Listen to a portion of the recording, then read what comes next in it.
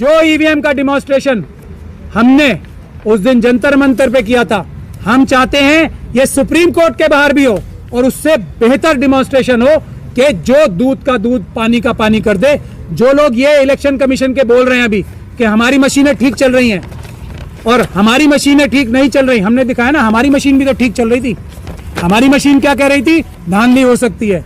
उनकी मशीन क्या कह रही है? धांधली नहीं हो सकती। तो भैया दोनों ही चीजें सच है ना। हम अपनी मशीन उन्हें देने को तैयार है, वो अपनी मशीन हमें देने को क्यों तैयार नहीं है? यही हम सुप्रीम कोर्ट के सामने भी डिमॉन्स्ट्रेट करेंगे कि हम सच्चे हैं और ये झूठे हैं। अभी जो सुप्रीम कोर्ट के हाथ मजबूत करने के लिए एक इंप्रेशन ये सरकार द्वारा दिया जा रहा है कि जिस प्रकार से वो देश के सारे संस्थानों को दबाने की चेष्टा कर रहे हैं और दबा रहे हैं, ये इंप्रेशन आरएसएस और बीजेपी की सरकार पूरे देश में बहुत साफ तौर पे दे रही है। हर एक संस्थान पे, इलेक्शन कमीशन पे भी, हमें भी इलेक्शन कमीशन के पास उस दिन जाने नहीं दिया, कहीं वो मशीनें ना दे दें, उनकी आत्मा जाग ना जाए। तो हम समझ सकते हैं सुप्रीम कोर्ट के ऊपर पहले भी प्रेशर था। 2018 में 4 सुप्रीम कोर्ट के जजेस ने प्रेस कॉन्फ्रेंस करके बताया। ऐसा एक इंप्रेशन जा रहा है कि सभी संस्थानों के ऊपर और सुप्रीम कोर्ट के ऊपर भी एक प्रेशर बिल्डअप करने की चेष्टा की जा रही है कि इस बात में खास तौर पे सरकार के खिलाफ कोई फैसला ना दिया जाए। ऐसा इंप्रेशन सरकार खुद ही क्रिएट कर रही है। इससे ज्यादा खतरनाक बात देश में कुछ नहीं हो सकती।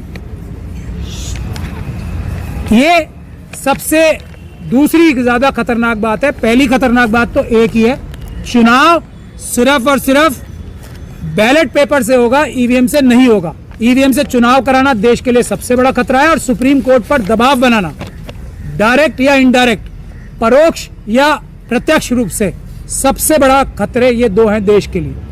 तो ईवीएम के खिलाफ तो ये हम लोग भी शायद ये सोच रहे थे कि जनता इस विषय में जागरूक नहीं है, लेकिन जो अब रिस्पांस आ रहा है ये हम लोगों का शुरू किया हुआ इनिशिएटिव है ही नहीं।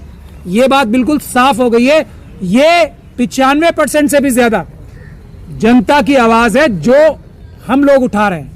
ये बात बिल्कुल क्रिस्टल क्लियर हो गई है। जो फोन हमारे पास आ रहे हैं, ये बात तय हो गई है। ये हम लोग नहीं कर रहे हैं कुछ भी। ये भारत देश की जनता 95% से ज्यादा ये चाहती है कि किसी भी हालत में, किसी भी कीमत पे ईवीएम से चुनाव नहीं होना चाहिए। चुनाव सिर्फ मत पत्र से होना चाहिए। एक बात तो ये साफ हो जानी चाहिए सबको। अब फोन कर करके और रास्ते में चलते वकील, आम आदमी हमें क्या बोल रहा है? भाई साहब, आप इनसे अगर पीछे हट गई आपकी टीम तो हम आपको कभी माफ नहीं करेंगे। जो आप ये कह रहे हो ना, जान दे देंगे, ईवीएम से इलेक्शन नहीं होने करने देंगे, तो पूरा देश ये चाहता है अगर आप लोग इससे पीछे हट गए तो देश की जनता आपको माफ नहीं करेगी। ये हमें लोग रास्ते में रोक रोक के बोल रहे हैं। तो एक बात तो ये बिल्कुल साफ हो जाए। दूसरा, हम लोग अब 16 तारीख को क्या करने जा रहे हैं? भानु जी ने तो बड़े आराम से बता दिया, 15 की छुट्टी घोषित कर दी। लेकिन ये छुट्टी क्यों घोषित कराई गई है? ये भारत देश की जनता की आवाज कितनी मजबूत है, इस बात का इशारा ये सरकार कर रही है कि 15 तारीख को हमारा मार्च जो हमने अनाउंस कर दिया था, वो 15 की छुट्टी भी कर दी। क्योंकि ये मार्च हम सिर्फ और सिर्फ हम नहीं चाहते कि बहुत बड़ी संख्या में लोग आए। मैं आपको फिर बता रहा हूं, सिर्फ और सिर्फ 16 तारीख को वकीलों का मार्च करने का हमारा ऐलान था। तो उससे भी आप लोग समझ सकते हैं कि 15 तारीख को छुट्टी डिक्लेयर हो गई। मैं उस पर कमेंट नहीं करना चाहता हूं। लेकिन एक एक वकील हमें, अब ये जो वकील अलग अलग समुदायों से भी आते हैं, अलग अलग ग्रुप से आते हैं, जो सरकारी वकील है, मैं आपको ये मजेदार बात बता रहा हूं, वो भी हमारा और भानु भाई का और दूसरे जो गौतम साहब हैं, जितने हमारे लॉयर्स हैं, उनका हाथ पकड़ पकड़ के बोल रहे हैं, भैया इससे पीछे मत हट जाना, हम आपको माफ नहीं करेंगे। ये हमारे साथ हो रहा है। तो हम लोगों ने, अब कोई शक और शुबे की गुंजाइश नहीं है, अगर हम लोग को ये मार भी दें, ये तानाशाही सरकार हम लोगों को मार भी दे, तो हम रुकने वाले नहीं है। ये जनता की आवाज है। तो 16 तारीख को सुप्रीम कोर्ट को, और ये हमारा फर्ज भी है, सुप्रीम कोर्ट के जजेस ने, 4 जजेस ने गुहार भी लगाई थी और इनडायरेक्टली बहुत सारे रिटायर होकर चीफ जस्टिस बोलते भी रहते हैं।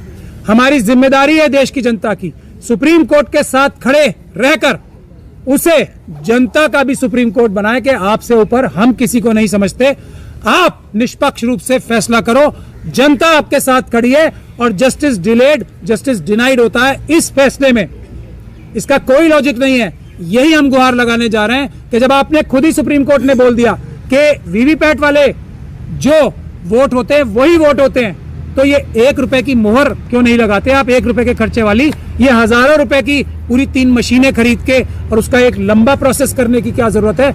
ये सुप्रीम कोर्ट की जजमेंट की, जो सुब्रमण्यम स्वामी साहब की जजमेंट है, उसी की रूह से हम ये बात बोल रहे हैं। इसमें मुझे नहीं लगता कि सुप्रीम कोर्ट को या किसी भी कोर्ट को, दुनिया के दूसरे सुप्रीम कोर्टों को तो कोई इसमें हिचक नहीं हुई और उन्होंने तुरंत जर्मनी के सब जगह से इसको मतलब धक्का देके कूड़े की डब्बे में डाल दिया, कूड़ेदान में डाल दिया।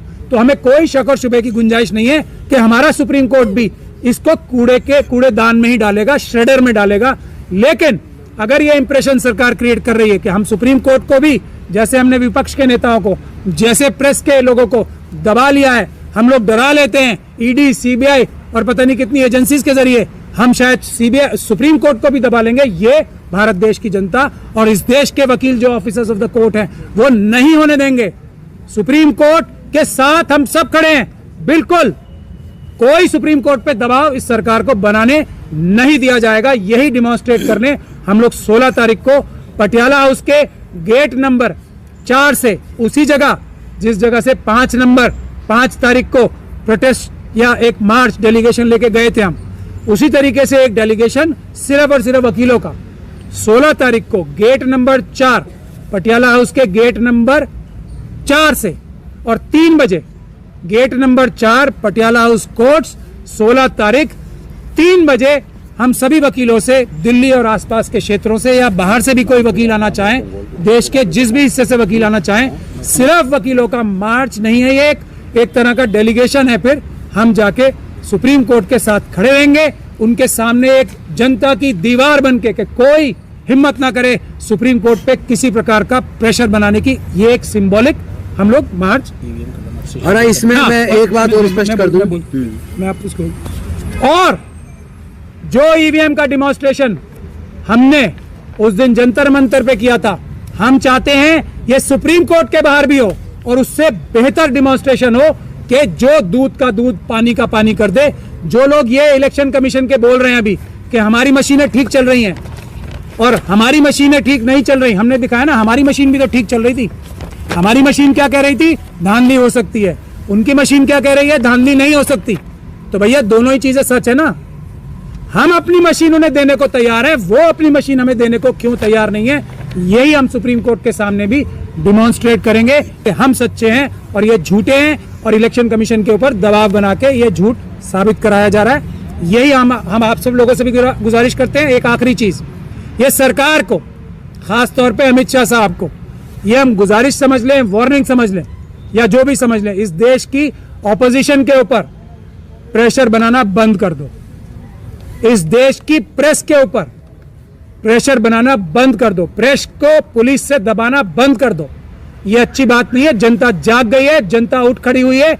आप लोगों को बहुत बड़ी सजा देगी जनता अगर आप प्रेस पे दबाव बनाओगे, किसी तरीके का ऑपोजिशन पार्टी के लीडर्स पे दबाव बनाओगे तो जनता आपको माफ नहीं करने वाली। और हमारे प्रोटेस्ट करने वालों के ऊपर भी अगर ये बल का प्रयोग हुआ तो वो बहुत बुरी बात होगी। हम 100% पीसफुल काम करते हैं, संविधानिक काम करते हैं। इतना सा भी 1 मिलीमीटर भी हम संविधान और कानून के बाहर नहीं जाते हैं।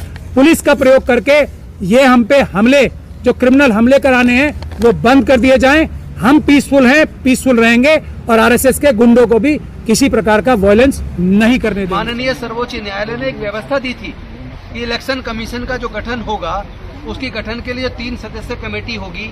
उसमें एक माननीय प्रधानमंत्री जी होंगे, एक लीडर अपोजिशन होंगे और तीसरे चीफ जस्टिस ऑफ इंडिया होंगे। और इस बात को सब लोगों ने स्वीकार भी किया कि ये अच्छी व्यवस्था है।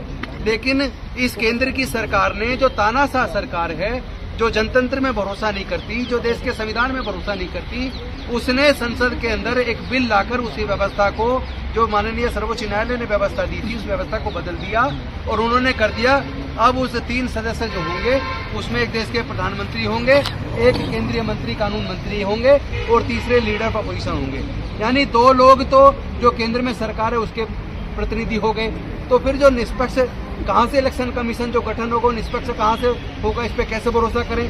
दूसरी बात, जो चुनाव जो लोकतंत्र के अंदर पारदर्शिता बहुत महत्वपूर्ण है और लोगों का वोटर का अपनी वोट पे भरोसा होना बहुत महत्वपूर्ण है। पूरे दुनिया में जो विकसित देश हैं जिन्होंने ईवीएम को बनाया है, उसका निर्माण किया है, उन देशों को ईवीएम पे भरोसा नहीं है और जिन्होंने ईवीएम का इस्तेमाल किया वहां की कोर्ट्स ने ईवीएम को बैन करके जनता के भरोसे को काम किया और मतपत्र के द्वारा वोट की प्रक्रिया को माना। तो मैं पूछना चाहता हूं देश के इलेक्शन कमीशन ऑफ इंडिया से, मैं पूछना चाहता हूं देश की सरकार से, आखिर क्या उनकी मजबूरी है जब पूरे देश का विपक्ष इस ईवीएम पर भरोसा नहीं कर रहा। देश की जनता, देश का जो मतदाता है, जब वो ईवीएम पर भरोसा नहीं कर रहा, वो लोग चाहते हैं कि वोट बैलेट पेपर से हो, तो फिर केंद्र की सरकार इलेक्शन कमीशन जबरदस्ती ईवीएम पे ही वोट डलवाने के लिए क्यों जोर डाल रहा है। एक बात। दूसरी बात, इस तरह के कई वीडियोज आए कि जो व्यक्ति खुद चुनाव लड़ रहा है और जिस बूथ पे वो रहता है, जहां उसका पूरा परिवार रिश्तेदार रहते हैं, जब चुनाव की गिनती हुई और उसमें रिजल्ट निकल के आया, उस अपने बूथ से उसको एक सिंगल वोट नहीं मिला, सिंगल वोट नहीं मिला, तो उसका वोट गया कहाँ, उसका वोट कहाँ गया। इसका मतलब ईवीएम में गड़बड़ी संभव है। तीसरी बात, तीसरा पॉइंट है, अगर यहाँ पृथ्वी पे बैठ के हम लोग मंगलयान भेज सकते हैं, चंद्रयान भेज सकते हैं, उसको यहाँ से कंट्रोल कर सकते हैं और उसमें कोई खराबी आती है तो यहीं बैठे बैठे उसको ठीक कर सकते हैं, तो फिर ये जो ईवीएम की मशीन है, इसका जो कोडिंग करके जिसके पास कस्टडी में मशीन रहती है, वो इसमें क्या खेल नहीं हो सकता, इस पॉसिबिलिटी को रूल आउट नहीं किया जा सकता। तो हमारा ये मानना है, जनता का भरोसा कायम करने के लिए और वोटर का ये भरोसा कायम हो कि उसका पहली बात तो वोट पारदर्शी है और दूसरा जिसको वो वोट देना चाहता है उसी को वोट जा रहा है, उसकी वोट की चोरी नहीं हो रही है। इस भरोसे को बनाए रखना, इसकी जिम्मेदारी इलेक्शन कमीशन ऑफ इंडिया की है। तो हम इलेक्शन कमीशन ऑफ इंडिया से मांग करते हैं कि आप इस ईवीएम से चुनाव कराने की जिद को छोड़ दीजिए, आप जनता की मान लीजिए। जब 95% जनता ये चाहती है कि ईवीएम की बजाय बैलेट पेपर से चुनाव होना चाहिए, तो फिर आपको दिक्कत क्या है। आप सरकार के कंट्रोल में रह के क्यों काम करना चाहते हैं, आप सरकार की जिद के हिसाब से काम क्यों करना चाहते हैं, आप जनता की क्यों नहीं मानते। जब 95% जनता चाहती है कि वोट जो है वोट के द्वारा चुनाव होना चाहिए, मतपत्र के द्वारा, ना कि ईवीएम के द्वारा, तो फिर ये जिद किस लिए। तो इन मांग के साथ साथ हम चाहते हैं जनता का भरोसा कायम हो, वोटर का भरोसा कायम हो। इसी के लिए हम लोगों ने ये मुहिम छेड़ी है और मुझे ये बताते हुए खुशी हो रही है कि पूरे देश से ओवरवेलमिंग सपोर्ट है, बल्कि हम जो हम अपेक्षा कर रहे थे, जो उम्मीद कर रहे थे, उससे कई गुना ज्यादा हमें लोगों का समर्थन मिल रहा है और लोगों की हम आवाज है। जैसा महमूद जी ने बताया, इन्होंने बताया कि लोग कह रहे हैं कि आपने इस मूवमेंट को, हमारी आवाज को बुलंद तो कर दिया है, आप कहीं बिक तो नहीं जाएंगे, आप कहीं झुक तो नहीं जाएंगे, आप जेल जाने से डर तो नहीं जाएंगे, आपकी हत्या करवा दी जाए कहीं, इस डर से तो आप नहीं झुक जाएंगे। तो मैं देश के लोगों को, जिन लोगों ने हम पे भरोसा किया है, उनको एश्योर करना चाहता हूँ, जितने लोग यहाँ बैठे हैं कोऑर्डिनेटर्स, हम लोग मर सकते हैं, बिकेंगे नहीं, झुकेंगे नहीं, डरेंगे नहीं। जो करना है सरकार को कर ले, वो हमें जेल में डालना चाहे गैर कानून के खिलाफ जाके तो वो डाल दे, क्योंकि वो तो वैसे भी आजकल ईडी, सीबीआई, इनकम टैक्स का इस्तेमाल विपक्ष के खिलाफ कर रही है। तो अब अगर विपक्ष मजबूती से आके खुल के नहीं बोल रहा है, लेकिन हम बोल रहे हैं, हमें कोई डर नहीं है। निश्चित तौर पर हम जनता की आवाज बन के, जनता की अपेक्षाओं के हिसाब से इस लड़ाई को अंजाम तक पहुंचाएंगे और ईवीएम से चुनाव नहीं होने देंगे, बैलेट पेपर से चुनाव कराएंगे।